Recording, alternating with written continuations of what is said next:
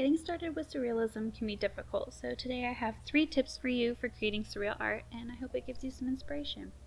There are endless possibilities when it comes to surrealism in any art medium, which is why it's one of my absolute favorites.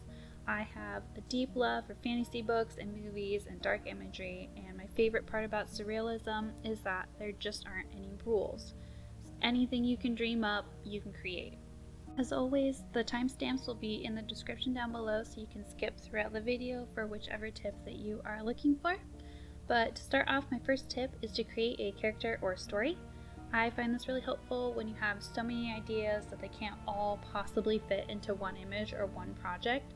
So it's great to have a solid direction to make the rest of the creative decisions easier, like your location, your wardrobe, your props, your poses. So for this shoot, I am a ghost of a woman who was wronged, and she now haunts the river. It's very simple, maybe overly simple, but it gave me just enough directions to narrow down all the ideas I had in my head, so some of them worked with the story and character, and others I can save and use for another shoot at another time. So defining a character really helped me choose my wardrobe, and it also influenced my posing and which of the photos that I chose to edit, because some of my poses didn't really fit with the narrative that I was going for and the story I wanted to tell. My second tip is to use Photoshop. Definitely embrace Photoshop, you guys. It is such an amazing tool and gives us so many possibilities when creating. I know a lot of people are kind of on the fence about using Photoshop with photography and still calling it photography.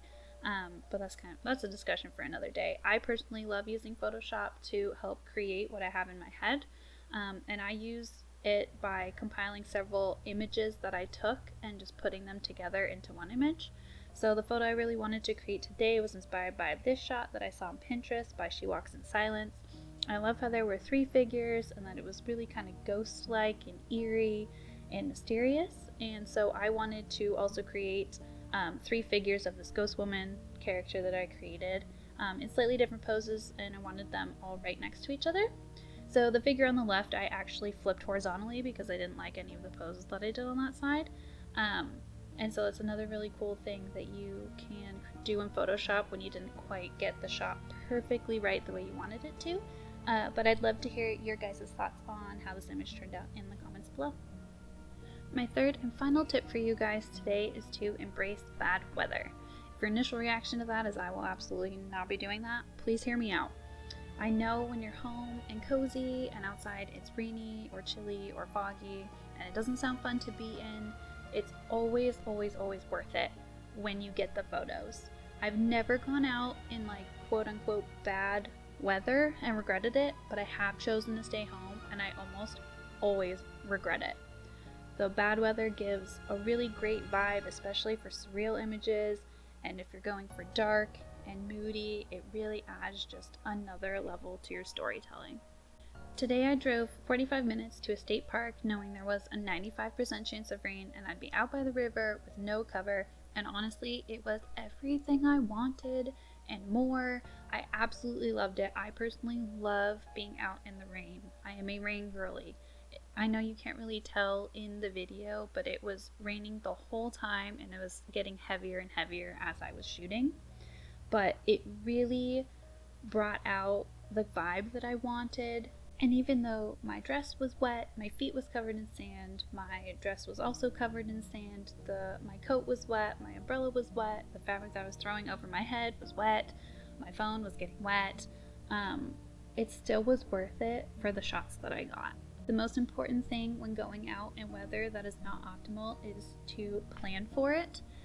So here you can see I have a little rain jacket on my camera. A friend gave this to me several years ago and I still use it and I love it. I set out a waterproof blanket on the sand and put my camera backpack and my props and stuff on there, and then I set my umbrella over it to cover it, so that helped keep everything dry. So really the most wet thing was me. I was just completely drenched by the time I was done, and I won't lie, the walk back to the car was not that great. It was not the best time, but I still would do it again and again. I really loved it.